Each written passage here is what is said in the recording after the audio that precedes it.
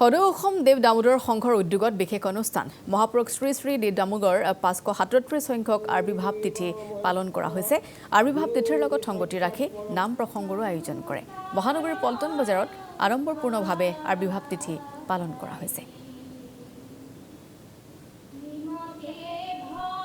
সদৌ অসম দেৱ দামোদৰ দেৱ সংঘৰ উদ্যোগত এই বিশেষ অনুষ্ঠানৰ আয়োজন কৰা হৈছে। মহানগৰীৰ পল্টন বজাৰত দেৱ দামোদৰ 537 সংখ্যক বাৰ্ষিকীৰ লগত সংগতি ৰাখি নাম প্ৰসংগৰো আয়োজন কৰা হৈছে।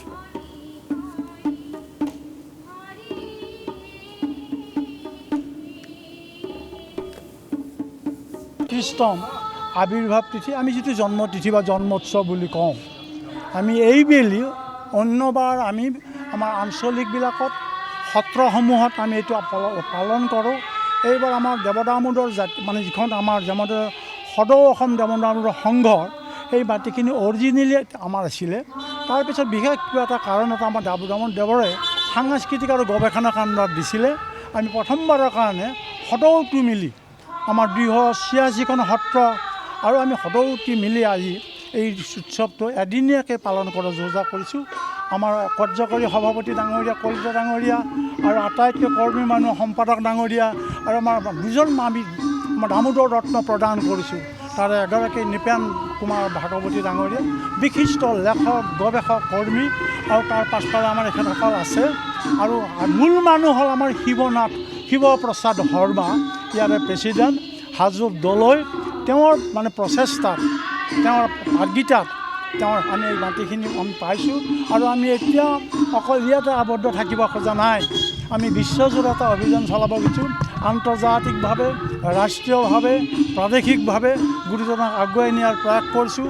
আৰু আমি পিছত আপোনালোকে যদি আমাক সহায় কৰে, আপোনালোকৰ আমি পেচমেল পাতি বহিম, কি কাৰ্য আমি হাতত ল'ম, আমাৰ কাৰ্যনিৰ্বাহত কি সংগতি হয়, সেই সকলো আপোনালোকক জনাম। আমি আপোনালোকক ধন্যবাদ জনাইছোঁ, প্ৰশংসা কৰিছোঁ, অন্তৰ ভৰি আশীৰ্বাদ দিছোঁ আপোনালোক ইমানখিনি মেডিয়া আহি আমাক আজি সহযোগ কৰা। গুৰুদেৱ মহেশ্বৰ গুৰুৰ সাক্ষাৎ পৰম জানো তাৰ উপায়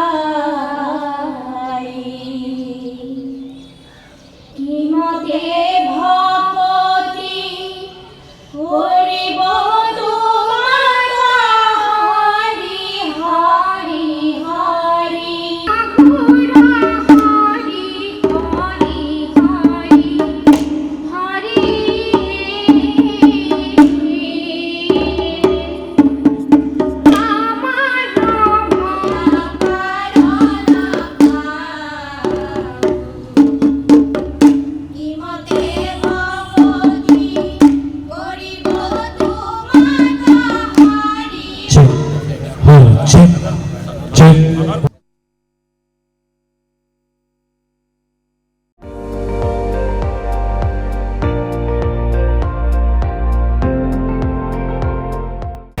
আপুনি চাই আছে ND24, সৰ্বশ্ৰেষ্ঠ নহয় সৰ্বোত্তমৰ দৌৰত।